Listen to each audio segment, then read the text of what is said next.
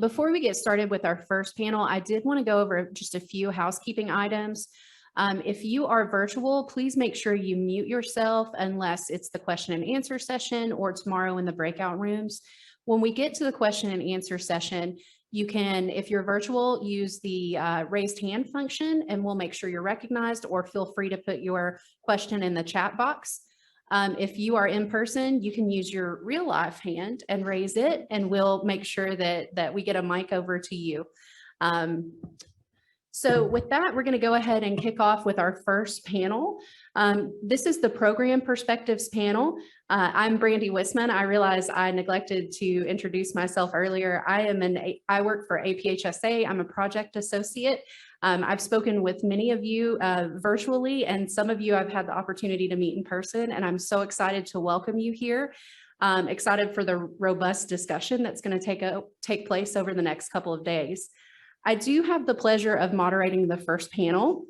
And so I wanted to kind of quickly provide you some bios of our panelists. We have two panelists that are here in person, Candi Quintall from Oregon and Andrew Prehar from Pennsylvania.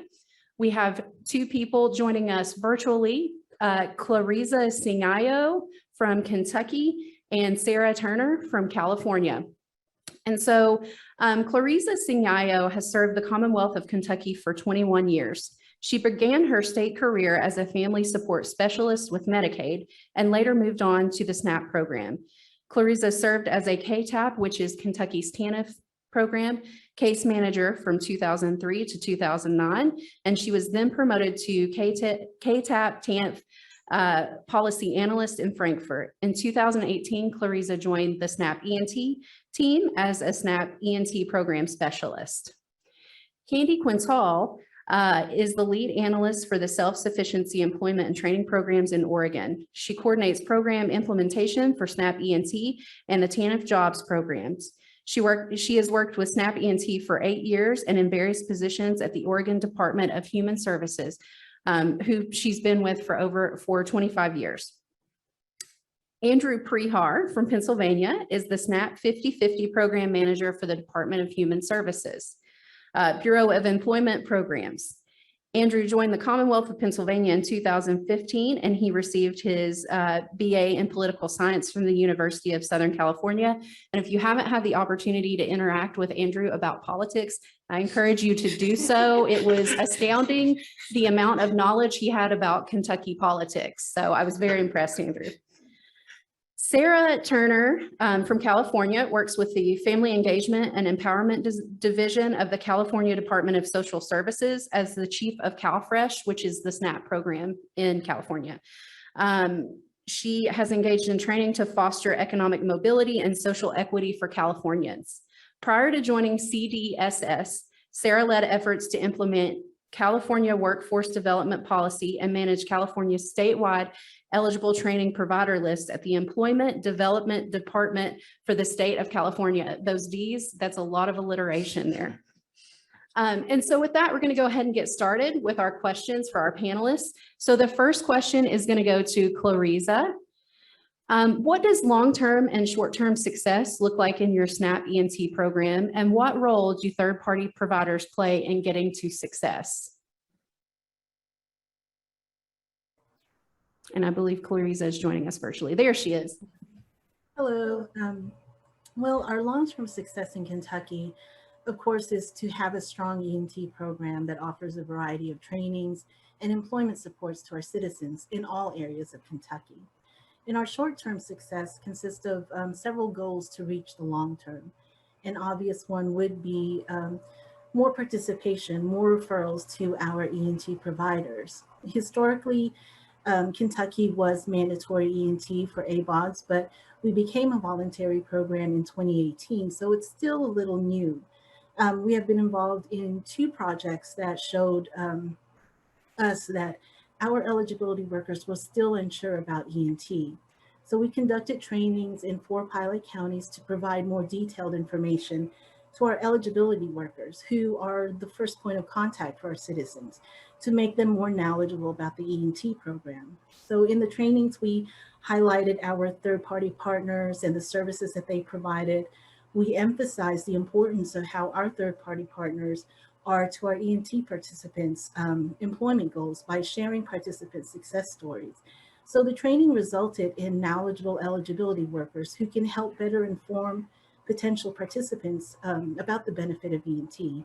So bringing the training statewide and bringing in more of our third-party partners into our trainings is a goal that we're aiming for, and we feel that will result in more referrals. We also have a concentration of partners in the central and northern part of Kentucky. So in larger cities such as Louisville and Lexington, and we're looking to expand to have more partners in Eastern Kentucky and in Western Kentucky, because we want all of our citizens to have the same opportunity wherever they are in Kentucky. So our third-party partners are important to us because we refer potential E&T partners to them for the E&T assessment and plan out their employment goals. They offer the case management. They're able to spend more time with our participants and provide support to remove barriers that we, DCBS as an agency, may not be able to help with. Most of our partners offer job retention support as part of their programs. So they're able to follow up and assist our participants to retain employment and possibly move ahead in their careers. Our partners are also community-based organizations who know the resources available in their area, what other agencies participants can reach out to. So that extra support from the third-party partners allow our citizens to continue to grow in their employment and to help them bring to self-sufficiency. So with them being knowledgeable regarding the in-demand jobs in their areas, where the training opportunities lie, is kind of important to us when we do a little bit more of growth in Kentucky. So our partners have had conversations with other agencies who have contacted us for possible E&T partnership. So we rely some of our outreach on our growth. So the third-party partners is very important from, at the beginning where we train our eligibility workers to providing support to our citizens, and then following up with them so that they get that job, but also retain that job and then possibly move up and then just grow our ET program. So it's all in Kentucky. We have more opportunities, not just in the big cities. Thanks, Clarizza. I think one thing you said stuck with me, that third-party providers are just kind of involved from the beginning to the end. And so I'll kind of pass the same question to you, Candi. And do you need me to read it again, maybe? No, I'm good. Okay. So in Oregon, we definitely define success in a variety of different ways. And our third-party providers are definitely one of the most important aspects of a successful program. We value those relationships and partnerships so very much. They're involved in every step of the way. We want to have open communication with all of them. But some of the things that we've defined as successes for the program, what we're striving to achieve, include equity of services. So we've defined equity of services in a little differently and broadly. One of those things is to ensure that every Oregonian that's receiving SNAP benefits has access to our SNAP E&T program. And we want that consistently applied across the state. So even if you are living in a metropolitan area like Portland versus someone that's living in Eastern Oregon, which is very rural, very rural, and sometimes even defined as a frontier land. So those services that are available in Eastern Oregon are not going to be consistent with the level of services that are in that urban area. But what the pandemic has showed us is that we can provide services consistently because we now have this virtual format. And so having someone in that rural area be able to access the same level of services that someone in that urban area can access is what we're really going to strive to do. The employment opportunities may not be consistent, but we also know that through this pandemic, there's a lot of telecommuting options open and available to individuals no matter where they live. And so having that consistent amount of skills and trainings available to every individual is really important. And so we really are striving to make that a consistent practice with all of our providers, and our providers coming to the table, having those conversations with us to figure out how we can have those formats available and those trainings available to any individual that wants to access those services. services. Also with equity, we want to ensure that we have culturally sensitive services available to every individual. If someone is coming into any of our providers or accessing those services virtually, that they have someone that looks like them, that provides the information to them in a culturally sensitive manner, that provides them in the format that they prefer that in. So definitely striving, moving towards having that happen, but having those providers come to the table and help us figure out how to do that. How can they change their hiring practices to include the opportunity to have more individuals come on to their program and offer those services to the participants that we jointly serve. Another success that we really want to see is working with those individuals that are transitioning off of TANF.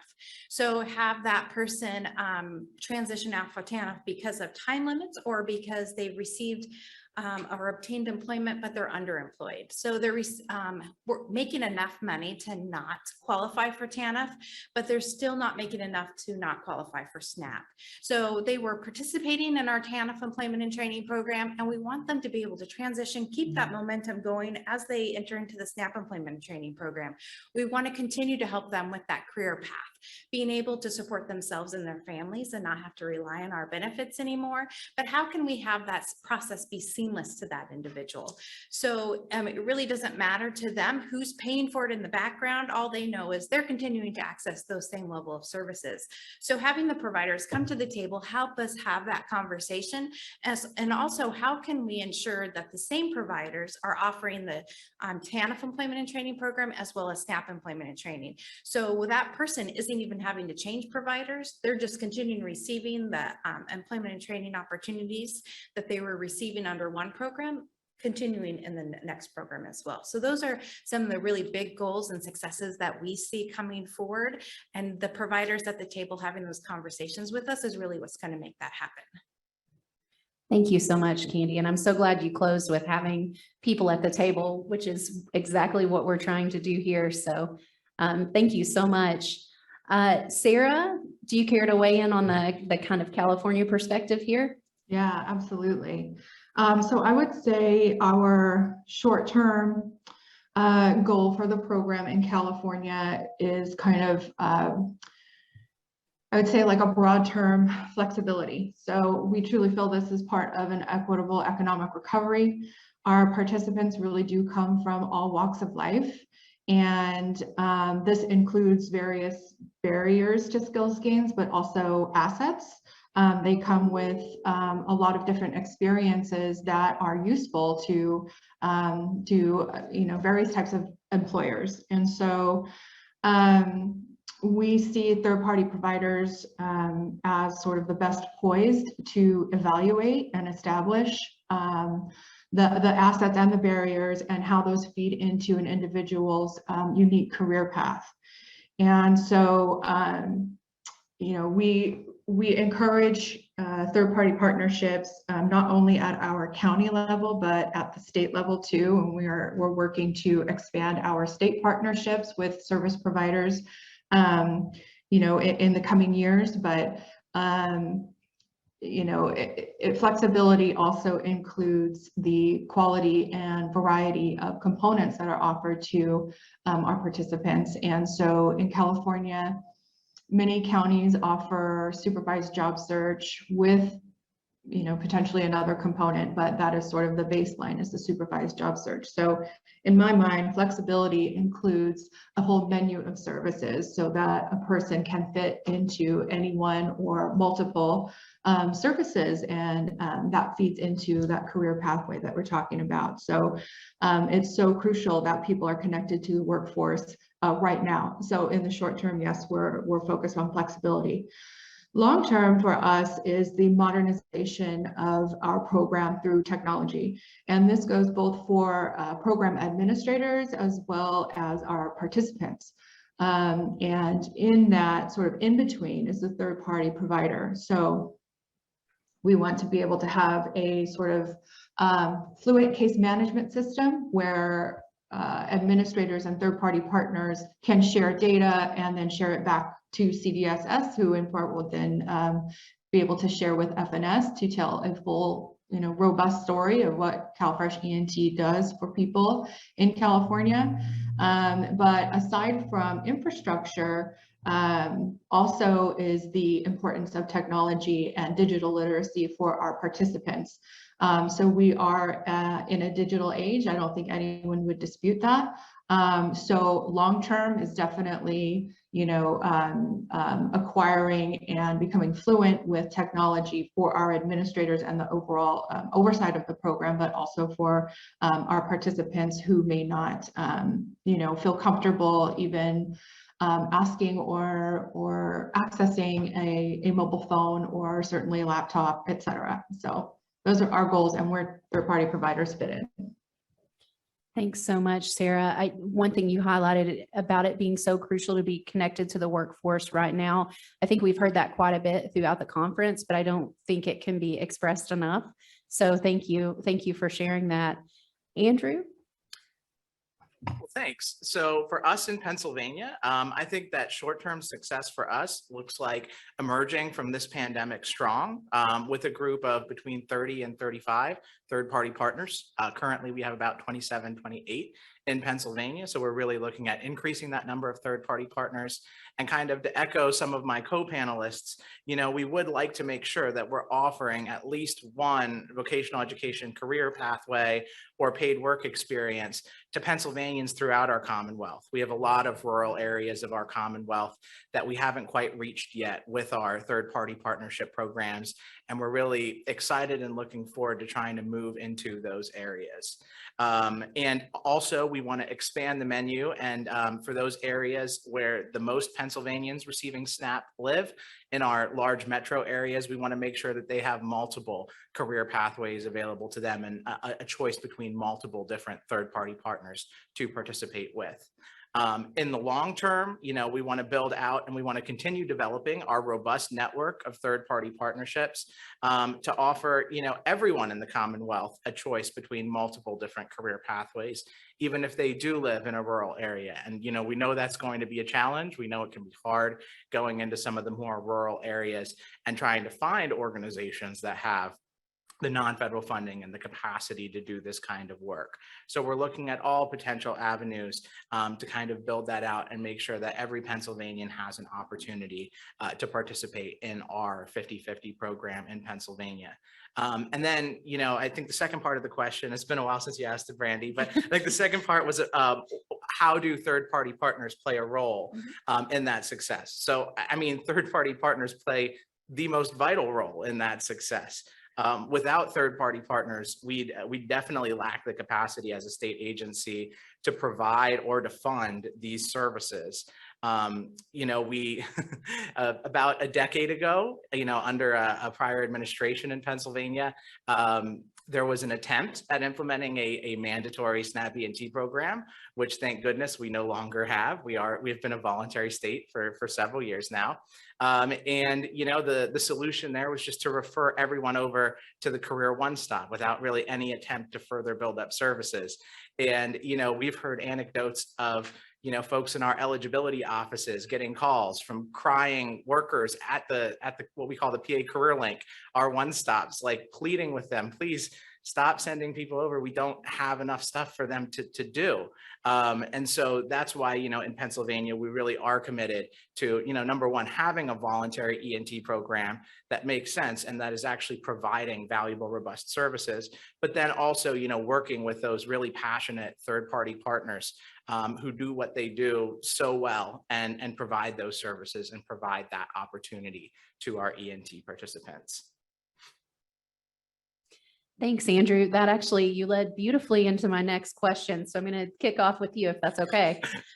What do you look for in a third-party partner? And then also, how do those qualities translate to positive outcomes for participants? Sure. So first of all, obviously, I don't know if FNS is still on the call. Obviously, we first look to make sure that our third-party partners meet all of the federal requirements for the SNAP 50-50 program, such as having robust sources of non-federal funds and offering case management and allowable components that we've included in our SNAP E&T state plan. Beyond that, we really prefer and seek out third-party partners that share our commitment to both racial and social equity. We partner with several third-party partners that have a rich history of providing services to Black and Latinx populations in Pennsylvania that are unfortunately overrepresented in our benefit programs due to a history of systemic racism in education and employment opportunities in our Commonwealth.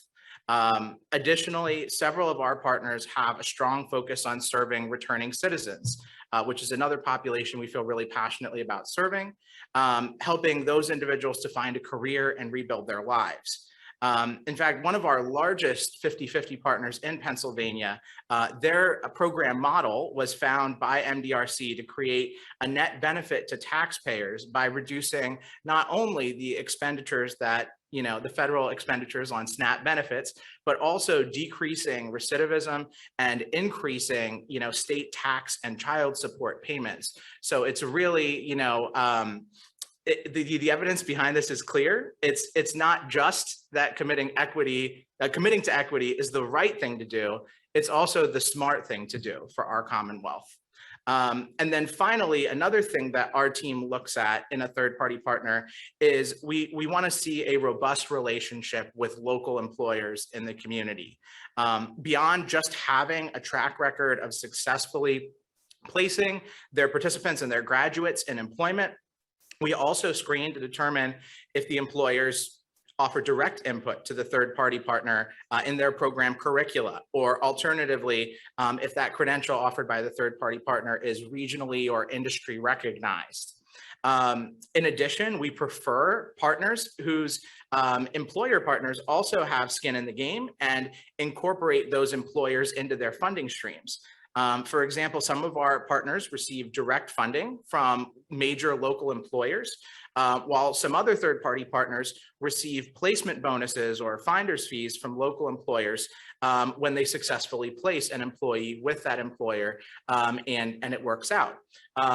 What we find generally is that if an employer values a third-party partner, that we should usually take that as a good sign that we as a state agency should too. Thank you so much, Andrew. Clarizza?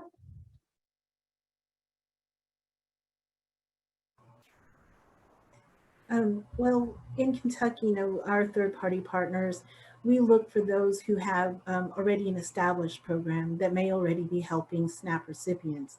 And of course, like Andrew said, their programs should be in line with SNAP E&T goals. They meet our federal requirements, have components that are the approved components, and offer services so that there's no need to create a new program.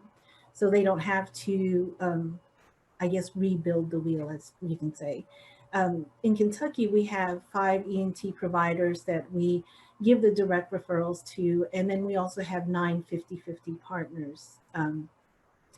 Some of these agencies have experience working with our TANF population, so we know that they're familiar with the importance of case management, and it's something that they now have to offer.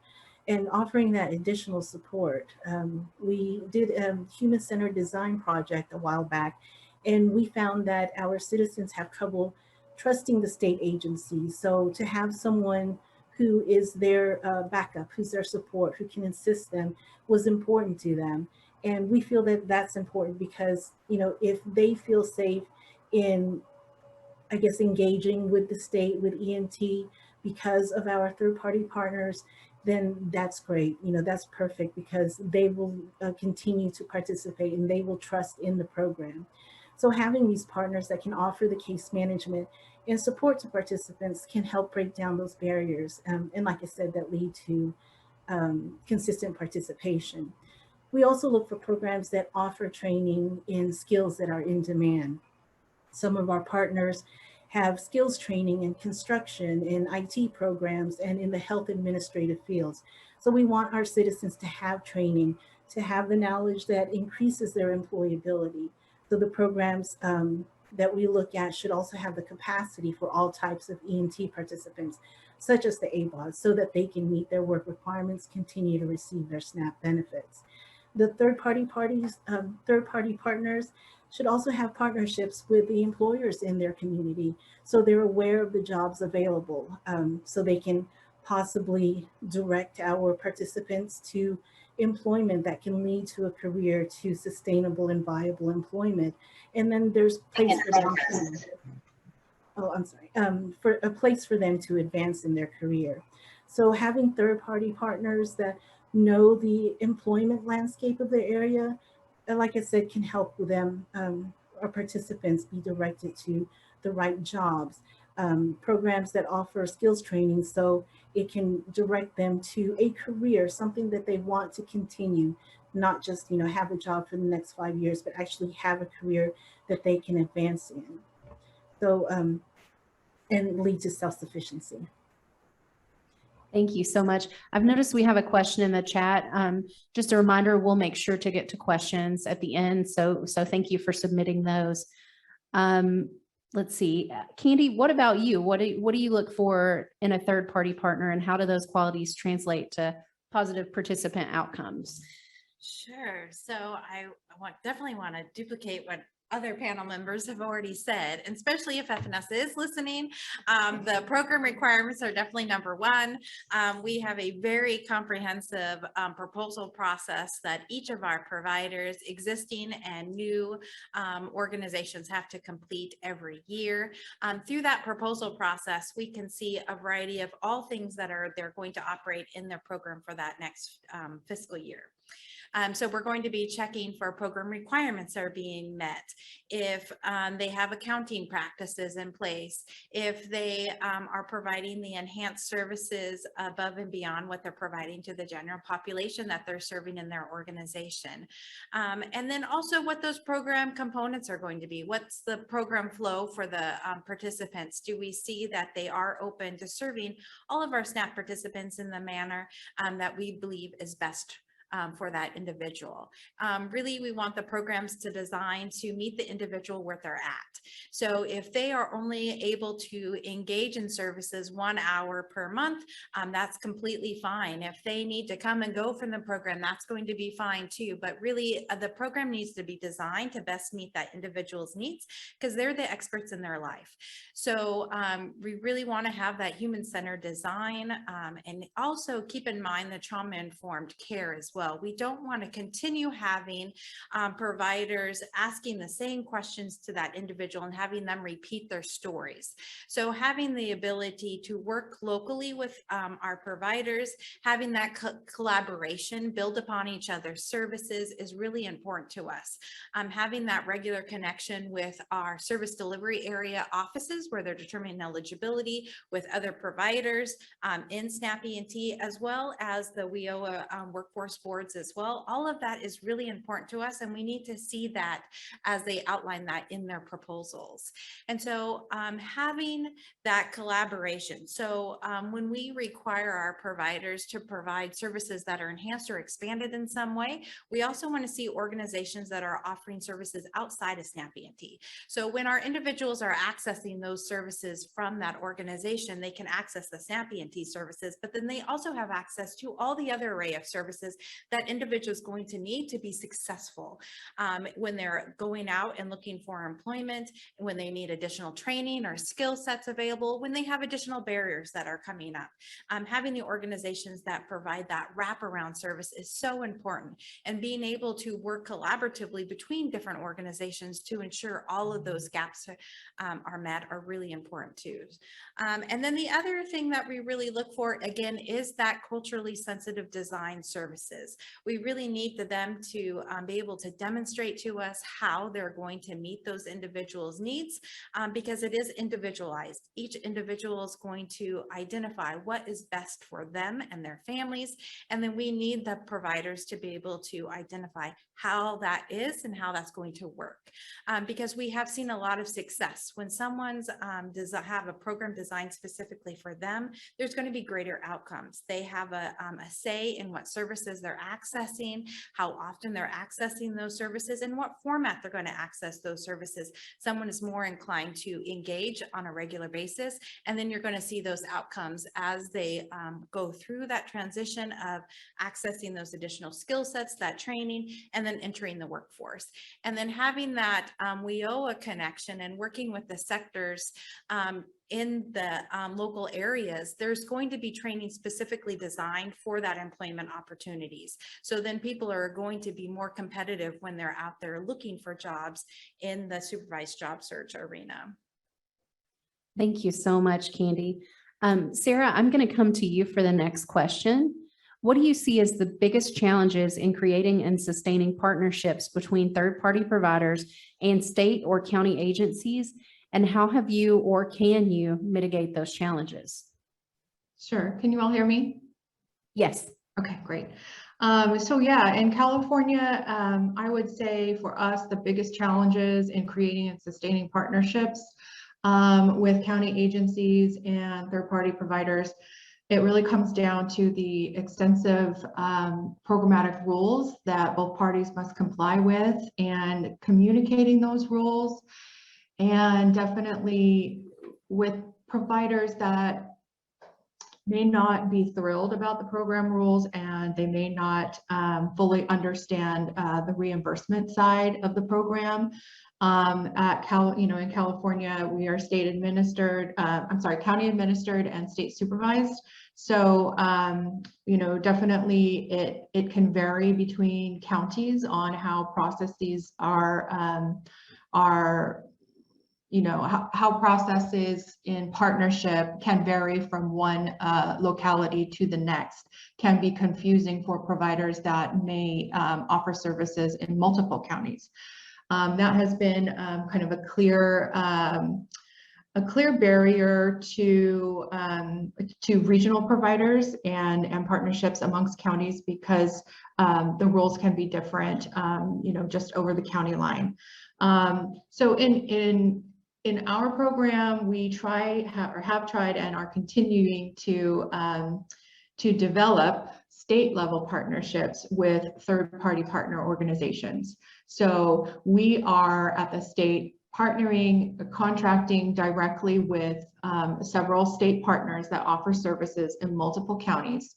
And how we are making this beneficial for county administrators is that we, in our contract directly with the provider, we take on the contracting, the invoicing, we're providing eligibility checks, and we'll be handling or receiving the data outcomes reports directly from those providers, so that really they are contracting with us directly at the state. And in terms of their local plans, they really just need to basically authorize that provider to operate locally. So, it's the administrative burden, and I know that we have talked about this, extensively, but that really is the biggest piece that I see as the big hurdle for, counties and partners alike willing to put in the work that it takes to sustain that relationship, initiate and sustain, really. So that's kind of our perspective, and we have several state partners. One is actually an intermediary called Fresh Success. They are a sub-program under the Foundation for California Community Colleges. And so they're an intermediary with counties, the state, and also their providers, which can range from community colleges to other nonprofits. And so I think they're in 17 counties this year. And so they're growing. I think counties are seeing the value that they bring in shouldering a lot of those administrative negotiations and ensuring everything is in compliance. We've also added another state partner called Center for Employment Opportunities, and they serve reentry populations, and so they are heavily embedded with the populations that desperately need services as they reenter society. And so They are operating in, I believe, 8 different counties now. And I will say that if these providers had to contract directly with the counties, they would not have as much reach as they do being a state partner. So that's how we're attacking this, this admin hurdle. Thanks so much, Sarah. And just as a heads up, we're getting quite a bit of information sharing and questions in the chat. So a lot of that has been around contract. Just for future as we move into question and answer. We'll get to question and answer at the end. Thank you. Let's see, Candi, what do you see as the biggest challenges, and can you mitigate those challenges? Sure. So definitely duplicating some of what was already shared too. Administrative functions, I think, is the #1 challenge of how can you have consistent practices? How can you make the partnership with the providers as easy as possible so they want to engage with our program? Because again, they're only funded 50%. And so there has to be some incentive for them too. Obviously, they're all in the business to work with the participants and ensure that they have access to employment. But we also know that it's an administrative struggle for them too, to continue to meet all of the program requirements. SNAP E&T is a very complex program. And so having consistent guidance, I think, is really important. In Oregon, we have a SNAP Employment and Training Provider handbook. It's over 100 pages. It's like our Bible. It has everything under the sun. We have all of our program expectations, all of our processes, our points of contact, but having that consistent practice and policy and the conversation with providers, I think, is so important.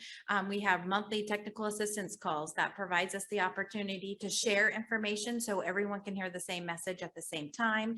They can ask questions. Again, we can all learn from different organizations. They can learn from each other.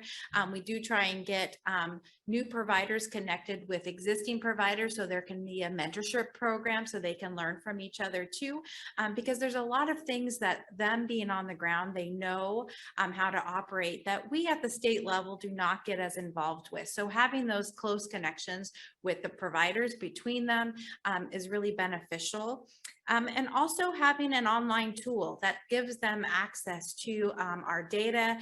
We get access to data. We do a data sharing with our system every night. So when those in Oregon, we call it STEP, but our SNAP 50/50 providers can access. And when they access that system, they can see that ODHS has determined that that individual is eligible and appropriate for SNAP 50/50 services.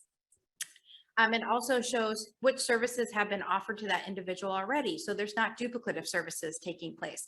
It gives them the opportunity to build upon and collaborate with each other with their services too. So if they see if a provider has already offered services to an individual, how can they get connected with that provider so they can have a local conversation about, again, not duplicating those services, but enhancing those services and expanding upon that. And then it also gives us the opportunity to track outcomes. We all have to do quarterly 583s. We have to do the annual report. We have to pull together our state plan. So having access and the ability to analyze that data on an ongoing basis is very helpful. It also helps us with trauma-informed care. So again, not having a person repeat their stories, we give the ability to upload case plans. We have the ability to upload assessments so they can see what another conversation has already taken place with that individual, so they can continue, again, building upon those conversations and not repeating that trauma to that individual to repeat their stories. So I think, just keeping all of those things in mind and trying to make the administrative processes as easy as possible for the provider, for the participant, and then of course for our state requirements is something really that is one of those challenges that once you can meet that, things do seem to go much more smoother. Thank you so much, Candi. Andrew, do you need a repeat of the question? If you could, would it be please. helpful? Okay, happy to do that. What do you see as the biggest challenges in creating and sustaining partnerships between third-party providers and state or county agencies? And how have you or can you mitigate those challenges? Okay, so challenges. So I want to preface all this by saying that whatever the challenges with SNAP E&T, and sometimes it feels like, there are many, it is always worth it. So I don't know if there are any state agencies out there, on the internet or, here in the room, who haven't built up their programs maybe all that much yet. But if that's you, and if you're wondering, is it worth it? We're going to talk about challenges, but it's definitely worth it to get through all of these. So with challenges, first, I mean, it goes without saying that the COVID-19 pandemic has created many, many challenges. The first is that at the beginning of the pandemic, we were really worried. There was a lot of uncertainty around changing funding priorities. Many of the organizations that we work with also do other charitable work in the community. And, we wondered, is employment and training funding going to be deprioritized? Since our ability to reimburse depends on them spending non-federal funds, if they need to spend their non-federal funds somewhere else, is that going to be an issue? Say if we're working with an organization that's doing a culinary arts training program, but is also a food bank, and you turn on the news and there are bread lines around the block. So, luckily that was a challenge that to some extent has started to self-resolve as we've moved through this crisis, but it was definitely something we were worried about early on. Another COVID-related crisis, and challenge that we had to deal with is in Pennsylvania, we've always been really hands-on in how we bring on our third-party partners. We would do in-person site visits and meetings with potential third-party partners. We'd want to see their facility first, because sometimes you get a grant proposal, and if you haven't actually been there, you're like wondering like, what's there? Like, what is this place that we're sending our participants into? Is it a place that's worthy of them, right? Obviously COVID forced us to revamp those processes. That said, we feel that this experience has better prepared us for our upcoming transition from our current method for bringing on providers to like an ITQ or an RFA model for onboarding new third-party partners that we'll be implementing in the next year. And then another challenge, kind of not related to COVID, we know that there are a ton of different requirements that go along with being a federal grantee or sub-grantee, and that these requirements cascade down to our third-party partners, and they need to ensure that they're remaining compliant in addition to offering these really great and robust services that they do. And unfortunately, that compliance can create an environment in which only certain types of self-selecting, usually larger organizations pursue becoming a third-party partner. And don't get me wrong, we love the large organizations we partner with. I'm not going to call anyone out, but I think there's one in the room with us today. But we love them. They do great work. But we find that this can include the smaller organizations.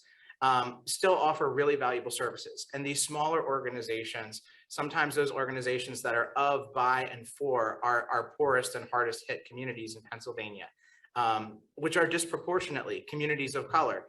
These are disproportionately programs that are, Black and brown led. They feel they don't have the capacity. So, we've tried to face that challenge in a number of different ways, because we feel it's really important to do so to make sure that we have an equitable program and that we have, the greatest collection of third-party partners possible. So one thing that we've done, we've constantly worked on improving our processes, streamlining our reverse referral procedure, and the various forms that are used and that we have to have our third-party partners help participants complete. We've added an online preliminary screening feature, which again, just in case FNS is still on the call, I want to clarify, it's not enrollment in SNAP E&T. It's simply lead information for whether you should go through all the paper process to enroll in SNAP E&T, but it's an online system that can kind of give them a green light to proceed with the process. We have a dedicated state agency team. I have 3 staff members and 1 currently vacant position under me, and we're constantly providing technical assistance. I know some states haven't been as blessed to have as large a team as that working on SNAP E&T, but we feel it's really important to support our third-party partners in Pennsylvania. They provide, my staff provide technical assistance. Prior to the pandemic, they'd go out in person. Now we're starting to do that a bit more again. They provide trainings when new providers come on board, and we provide a comprehensive 2-day training when providers come on board, 1 day to talk about policy, 1 day to talk about systems. We have a systems hotline. They can call a phone number if they're having trouble with data entry, and we have a systems team that staffs that phone line and can assist them and walk them through that. So we just try to be available as much as possible for our third-party partners if they need to work through something, because we want to appreciate the fact that there are those smaller organizations that might not have the capacity to do so. And finally, during COVID, we've moved a lot of those resources that we used to provide in person or maybe over the telephone to some extent. We've moved a lot of them online and started offering our onboardings online. We've started offering quarterly systems trainings for both new providers, or, if an existing provider gets a new staff person. A lot of smaller providers, might have had one staff person that did it all. And if that one person leaves and needs to be replaced, they don't have anyone in place who can train the new person on what that person used to do. So, we want to make sure that we're offering regular trainings, and all those resources are available to them. And we also do have a manual as well, I'd like to say, but it's only about like 30 pages. I'm really interested in your 100-page manual, Candi. I'd ask you to FedEx it to me, but I don't want to have to empty out my 401k to pay for that shipping. So if you could just email it to me. Absolutely. But yeah, so those are some of the challenges that we've faced. Thanks so much, Andrew. Just to bring your attention, Moira Johnston dropped in the chat that FNS is on the call. So they are here, they are present, they are listening. So for our next question, Clarizza, I'm gonna kick it to you. Where are there opportunities for program growth in SNAP E&T to respond to the need for economic recovery? And what role do third-party providers play in capitalizing on these opportunities? Well, we have so much, potential for program growth. One is the numbers of possible participants. There's an increase in SNAP participation, but low referrals for E&T. So the large increase of SNAP participants or recipients mean that there is a large possible workforce.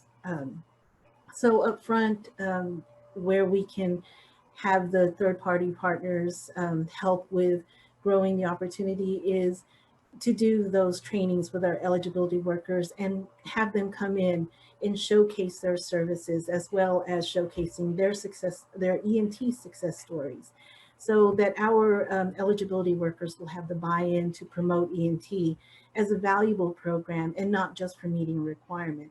So they're more in tune with what's available. They know that this third-party partner is in our area, and knowing about them will help them promote E&T. Developing virtual opportunities. We participated in the laptop loaner program to enable our third-party partners to offer virtual experiences. So that led to one of our E&T partners looking into offering virtual job readiness classes so that they can have a approved curriculum for our participants. For more E&T outreach, that's another possible program growth where we can explore using social media platforms. We can take that discussion to our third-party partners on showcasing their programs or services to places like the local access television channels or possibly Facebook. So we want to increase the partnerships in areas of Kentucky that may not have a lot of opportunities. So working with our current third-party partners in SNAP E&T outreach, what other agencies are helping out in this space will make a good E&T partners. So making E&T more visible, to grow our program and reach more citizens will lead to participation. This will then lead to a more skilled and trained workforce, the participants who want to upskill, who want to, just have a career rather than just a job. So, they can meet the needs of the employers. So all of that can help with, the third-party partners. What they can do will end result in helping the economic recovery of Kentucky. So we have that trained workforce. The third-party partners are offering the job retention services. So, once they get the job, they can retain it. So, there's a lot of opportunity for growth in E&T here in Kentucky. And our third-party partners are important in that, in where, they can reach out our citizens, they can train our citizens, and lead to more viable employment for them and lead them to self-sufficiency. Thank you so much, Clarizza. I had the opportunity to sit in on one of the SNAP E&T third-party provider steering group meetings for Kentucky, and it was just great to kind of hear the conversation that took place. So it's good to know those conversations are happening. Andrew, what about you? So I think that first, it's important to acknowledge that our SNAP E&T programs are part of a wider ecosystem of workforce programs and other assistance programs. As many of these other programs undergo fairly major changes, our third-party partners are preparing for a potential increase in demand for E&T services. So, we talk a lot about, WIOA, and integration with the greater workforce system, the one-stops, et cetera. But even thinking more broadly than that, we see increasing the number of third-party partners and the capacity of third-party partners as a way to bring folks in, before vital supports, like the expanded UI, like the, the emergency allotments for SNAP that'll eventually go away, like the stimulus checks that have stopped coming now. As all of those things sunset, and it's going to naturally create more of a desire from the population to get back into the workforce, we want to make sure that our third-party partners are there to provide services and training to individuals. Additionally, we know that our existing third-party partners play a big role in helping our participants overcome barriers. Participants who aren't adequately stabilized during this crisis are likely to experience setbacks in reaching their employment goals. And to that end, looking ahead to fiscal year 22, we're in talks with some of our existing third-party partners to reevaluate the package of supports they offer, to offer new supports that we hope will increase the employability of our participants. We're in talks with one of our major third-party partners to start offering a subsidized employment program, which we hope will make it more financially viable for Pennsylvanians in need to participate in a program that provides them real work experience and prepares them for unsubsidized employment and doesn't, ask them to go without pay during that period of time. We're also in early talks with another major third-party partner to explore offering housing as a participant reimbursement, which is something that we don't do in Pennsylvania yet, but we're looking at adding potentially through a revision to our FY22 plan. I know that the plan itself is not even approved yet, but we're probably going to submit a revision. Sorry, FNS folks on the call. Participants in this particular third-party partner are returning citizens. And unfortunately, something that I learned that I didn't know before is that local public housing authorities actually have, the authority and the right under federal rules to deny housing opportunities to individuals based on a pretty broad array of types of offenses in their past. And so this third-party partner is struggling to, help their participants overcome housing issues. And so we're in talks with them about maybe a possible solution where they would start small and buy a single duplex in the same neighborhood as their program is located in, and use it to house participants who are homeless or at risk of homelessness. So given the range of barriers that unhoused people face with respect to employment, we believe that this would be a major step to help increase our participants' employability as well. So definitely, just working, on building out what is there and making sure that we're offering as many possible supports to individuals, and just continuing to bring on new third-party providers as well, are kind of the things that we're looking at in Pennsylvania. Thanks so much, Andrew. Sarah, can you give the California perspective? Sure. So yeah, I think the third-party provider role is clear in that they are providing services directly to target populations. They are the trusted partners in a community. And so connecting individuals with food benefits is really the most important step toward developing trust and connecting individuals to social supports, including E&T. So the increased need that we're seeing since the COVID-19 pandemic has only strengthened the need for third-party partners to be prepared for influx of service needs and populations that may not be familiar with CalFresh or may have some distrust there to engage with any government-backed benefit that they can access. However, economic recovery that is centered on equity is an opportunity to not only address the needs of the unemployed, but also the underemployed, previously underemployed. So instead of taking the first job, third-party providers can gauge which services would have the most traction, such as subsidized employment, and can definitely help identify consistent skills and barriers within that population.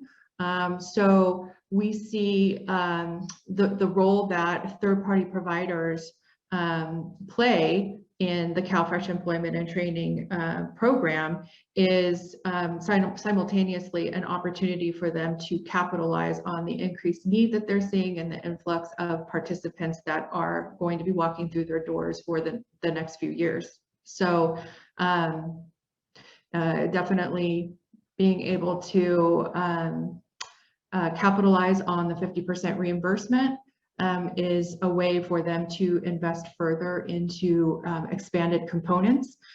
So really being the voice back to the counties in our case to basically provide insight on which components are going to be the most successful for the populations that are being served. So we see it sort of as a yin and yang sort of, where counties are providing services or providing the administration and funding, and partners really should be responding back to the counties in terms of what is needed locally. So. Thanks so much, Sarah. And so we're now to the last panelist question, and I have to say this is my favorite question, and I'm going to kick it to you first, Candi.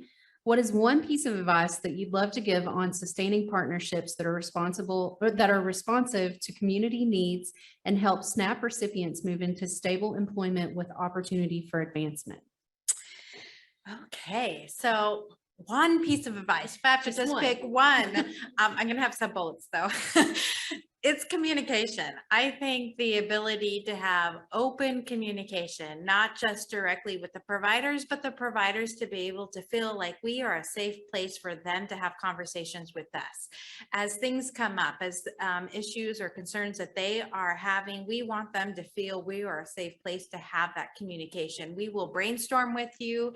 We will figure out what the solution is that best meets the program requirements, but also mostly focus on what's in the best interest of the participants we're serving. Having that shared vision and being able to have those open communications is so important. And the communications need to be ongoing and consistent. We need to not just think that we can just have a conversation one time and it's done. It has to be ongoing and open always to being able to revise things as needed. And also having that guidance and expectations be clear. So again, having that conversation with the providers, with the participants, and having them understand what we are expecting from them when they engage in these services, how we are going to support them, and how we're going to walk through the process with them, that they're not in this alone. And also having that regular technical assistance as questions come up, being able to brainstorm those solutions with them. Also having communications locally. So in each of the different service delivery areas, there's local employment and training steering committees. That includes our SNAP employment and training navigators. So our navigators are DHS staff. So they're the local employment and training experts. They're the ones that know the eligibility side, as well as who the providers are, what services they're offering, what the referral process is, how many slots they have open, what support services they have available, and being able to connect those two and having that regular communication with all of the providers, with the service delivery area staff, eligibility staff, as well as the central office staff, helps to keep that communication lane open and having those ongoing issues resolved at that lowest level, at that local level, where they're the local experts. We really rely on our providers to know what's in the best interest of our participants and how to best serve them. They're the ones that are doing this day in and day out. And so really, how can we best support them? That's how we see our role. And then also with those partnerships with WIOA, with the workforce boards, with employers, all of that open communication between all of them so they can design services and trainings that best meet those employers' needs. And so again, it all goes back to communication and just being open to hearing all sides and really designing a program that meets everybody's needs. Thank you so much, Candi. I feel like you stole a little bit of thunder from tomorrow and what we plan to do, but it's a really good kind of foundation for why we're here. So thank you so much. Sure. Sarah, what about you? What's one piece of advice? Staff up. I would say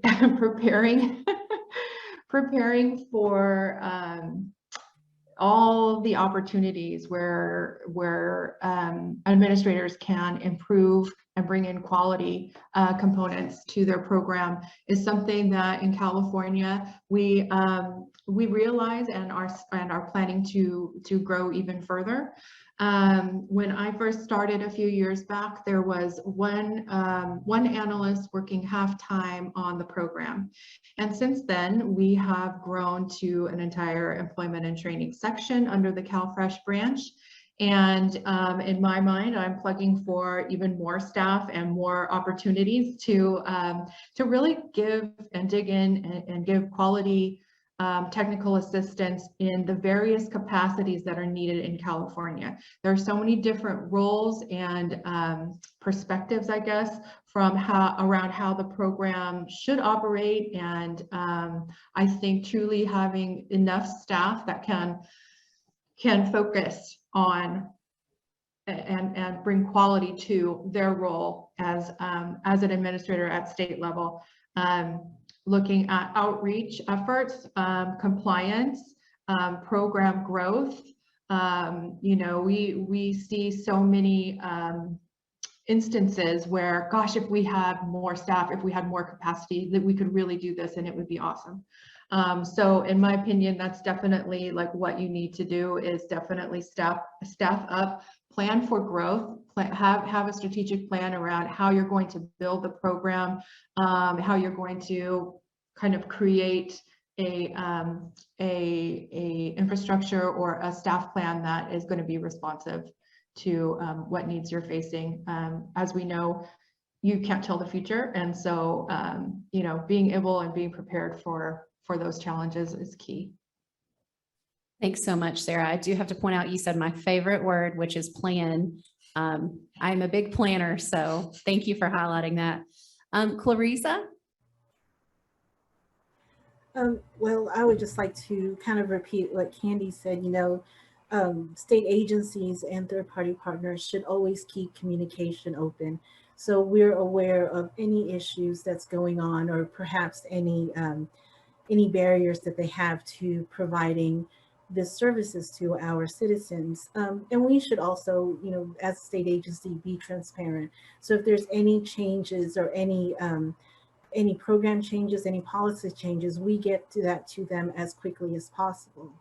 And as well, the relationship should be collaborative. As you mentioned, Kentucky has a SNAP E&T steering committee that we formed, and it includes our third-party partners as well as our state agencies.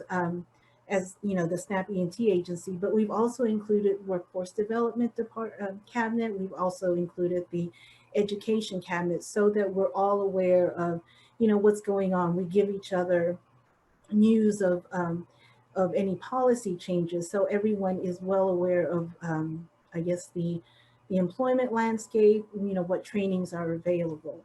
And in our steering committee, we allow our third-party partners to showcase themselves. So someone in Western Kentucky who has a great program and they showcase it, so someone in Eastern Kentucky can hear that, and maybe they can contact and collaborate with one another. So that way Eastern Kentucky can create that program and get that advice from Western, so that there's our citizens in Western Kentucky as well as Eastern Kentucky are getting the services that they need. So we want to keep that. It has to be collaborative. We can't, I know that a lot of people talk about silos. We can't keep silo. We need to collaborate. We're all serving the same people. We're all serving the citizens of Kentucky, and we all want them to succeed in their lives and get the employment, the careers, something that would make them self-sufficient. So I think, being in open communicators and collaborative communicators too is important. So that's one of the things that, that it's important. And it helps our SNAP recipients if everyone is on the same page. We all have that shared goal to keep building a better program that lifts the E&T participants and leads them to viable employment, and they can continue to advance. So that's our piece of advice, and because we really see a lot of good that's happening in our E&T steering committee. And then our third-party partners, we talk to them almost daily, it seems like, through email. And then we're ready to talk to them if they want a call. And we're trying to, because of the pandemic, we're not in person and we may not have regular in-person meetings. So, we try to have meetings with each third-party partner first individually, so we know their individual needs, and then all together. So that way, there's that collaborative effort again. Thanks so much, Clarizza. So we're now at the time when we can take some questions and answers. I saw hands go up in the audience, and we also have some chat questions. I believe Mary is getting the mic really quick for us. So I'll kick us off with a question from Jeffrey King. What types of provider TA related to improving performance outcomes have your agency provided? And have you developed any particularly effective strategies for helping providers improve over time? So any of our panelists that want to jump in and take that one?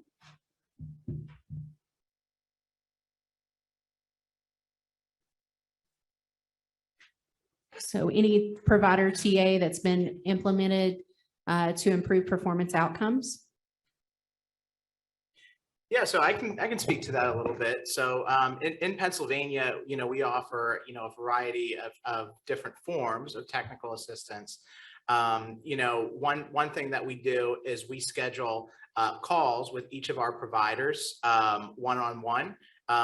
These vary in frequency depending on how much need has been expressed for technical assistance from the provider. And usually when we bring on a new provider, we make them more frequent and then phase them out, with the option to phase them back in and make them more frequent if there's a major staff turnover or something like that at that third-party provider. And so we can offer that sort of one-on-one technical assistance. A member of my staff will, go over their metrics, go over what particular issues they've been having, and work through that with them in a one-on-one format.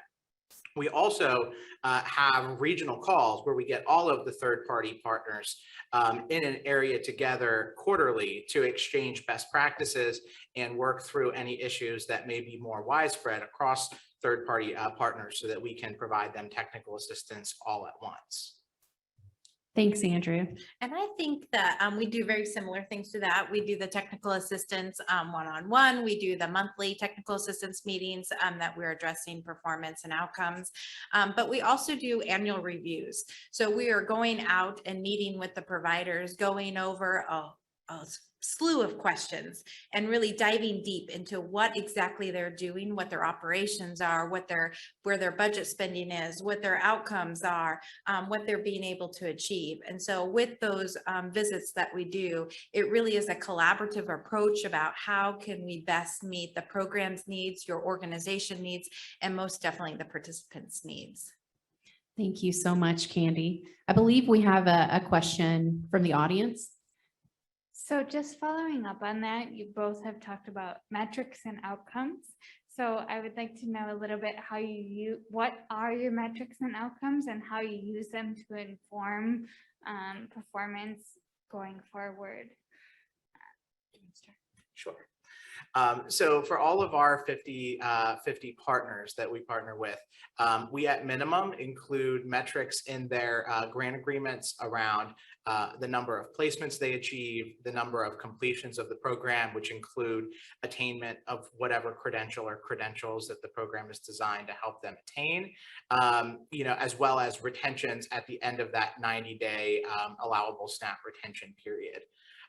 So we include all of those in their grant agreement, and then at the end of each year, as Candi mentioned, we also do those end of year visits in Pennsylvania as well. So we'll go over with them at the end of the year whether they met those metrics or not. Some of our grant agreements in Pennsylvania, not all of them, also include an added benchmark schedule where we actually will only release payment to a provider if they meet certain benchmarks, and it's on a per participant level. So they're still billing based off of actual costs incurred, but they basically unlock the ability to actually receive that payment only when they can demonstrate that individuals have met the benchmarks. And those benchmarks are actually customized based on the program design. So they vary a bit from program to program.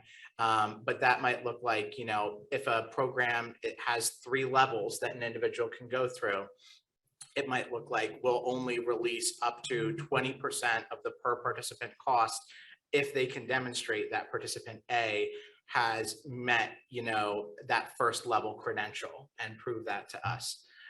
So that's another way that we ensure accountability in some of our grant agreements, our more complex grant agreements. Thanks, Andrew. Sarah, Clarizza, I'm not sure if you heard the question. I believe it was about metrics and how we, well, one of the things that Kentucky does and request from our third-party partners, we have a report that they fill out that, like with Andrew, that lists the participants, that lists what their components are, and then whether they reached any credentials, completed the program. So we use that as kind of what their outcomes are. So that's a program that we, or the report that we have on our contract with our third-party partners that they submit monthly. And then we look at it quarterly as well. We have a new Connect ability, that's the name, a new E&T system. So right now we're working on adding the report functionality to that. So, when they enter that, it's not going to be a manual process anymore. So that way, when it's all in the system. So we're working on that report functionality. So that's one of the things that we're going to be looking at, is not just the outcomes, but also the number of referrals, the number of placements, and maybe the number of where we're going to have to look at provider determinations, what happens. And so we're going to use that report functionality for that. Thank you. Yeah, and I'll say in California, we are trying to piggyback on a contract with an entity called Social Finance. And they are fluent in contract or performance-based contracting. And so our sister program, CalWorks, which is the TANF federally, already contracts with them on outcomes-based contracting. And so we are piggybacking on that and kind of getting the the technical assistance that they're being provided, and we'll be looking at implementing that into our program, not only for state level contracts, but also being able to provide technical assistance to counties for their own direct contracts with third-party providers.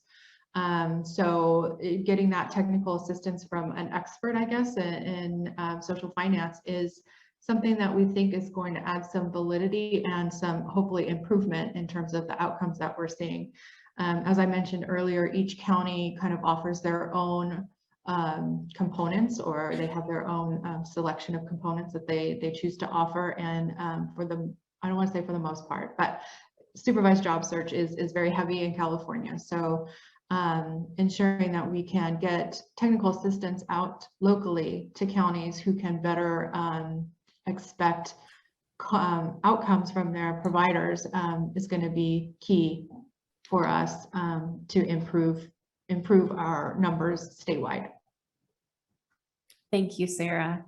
It looks like we have another question in the chat. How do these states balance the need to have providers with robust sources of non-federal funds and administrative capacity with a desire to attract a broad range of culturally specific providers who may be smaller and less well-resourced? Andrew, I think you touched on that a little bit. You were talking about providers who were smaller. Yeah, so I mean, we certainly look to partner with providers that are smaller. Unfortunately, we don't really have any other pot of state agency funds available. The 50% reimbursement, but we do look for those agencies that do have sources of funding. We'll work with organizations and provide technical assistance to try to help them identify any sources of funding, or look at the sources of funding they already have and see if any of them might be eligible. But if push comes to shove and an organization just doesn't have that non-federal funding, we don't at this point in time have the ability to partner with them.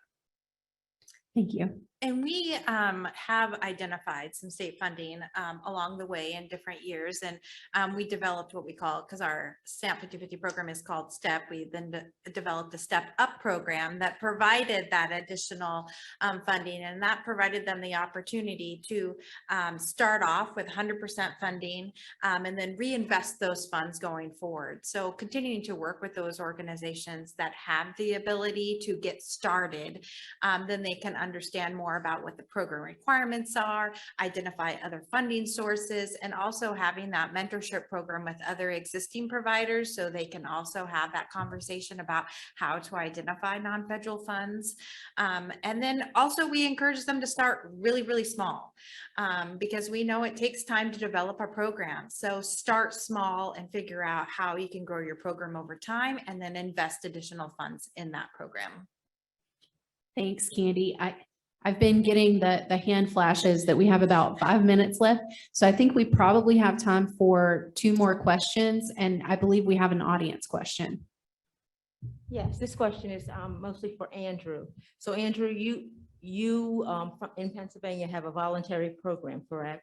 That's correct. So I'm Michelle Williams from Maryland. We recently went voluntary as well. However, we are having difficulty with engagement. So can you speak a little bit about the method that Pennsylvania uses for enrollment and registration and everything, as well as who sets the performance goals for the vendors? Are you doing it, or are the vendors doing it for themselves? Sure. So I'll answer the second part first. So our performance metrics for the vendors are things that we set at the state agency level. We generally set the same percentage levels for all of our vendors across the board, though we have modified what that level is a couple of times since we started the program to raise our expectations for the programs, since they were, almost uniformly outperforming the bar that we had set previously. In terms of participation in our programs and how we bring folks into a voluntary program, to be honest with you, that is something that at times we have struggled with, especially in terms of direct referrals. So we've really worked in Pennsylvania to build out a robust reverse referral system that allows our third-party partners to identify people, coming in their doors, who are SNAP recipients, in, as efficient a way as is possible while still remaining compliant with all the rules. That was not meant to be a pointed comment. Okay. I just want to clarify. I'm actually super grateful for all of the help that our federal partners have provided us. Derek Dolphin at the Mid-Atlantic Regional Office has been nothing but great.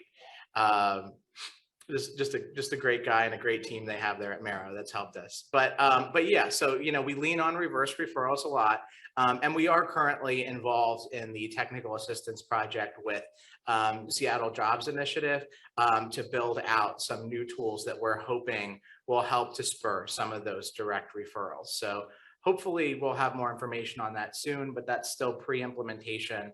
We're keeping our fingers crossed. And can I just add one thing for that?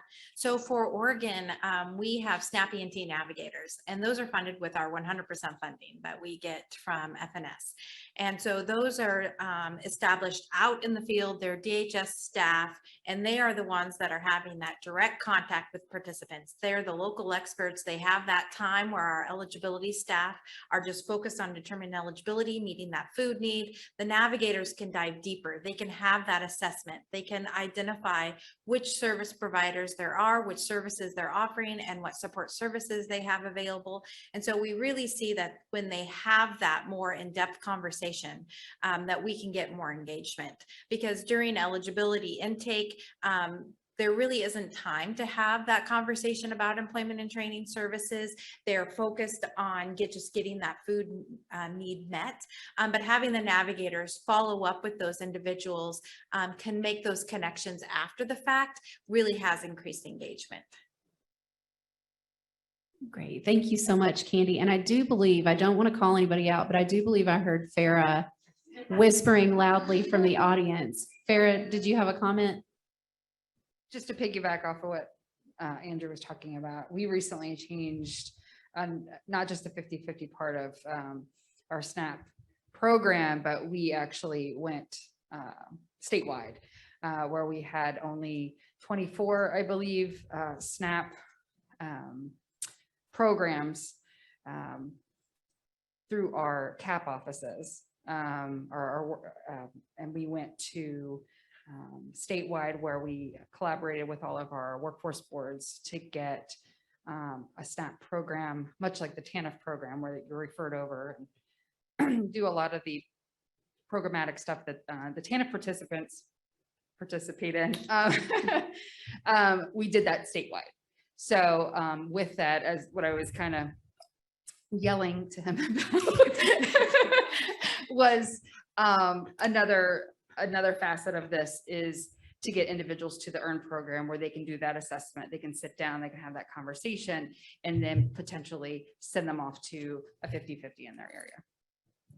Thanks so much, Farah. With that, I believe we're at time. We do have a lot more questions in the chat. What I'll try to do is make sure that we keep track of these questions, and I'll reach out to our lovely panelists and try to get some answers sent out to the group. We are scheduled to take a short break, and we'll reconvene at 3:15 with the Provider Perspectives panel. I do want to thank our panelists. They've been great, and I just really appreciated the candidness and the conversation that we've had. So thank you so much.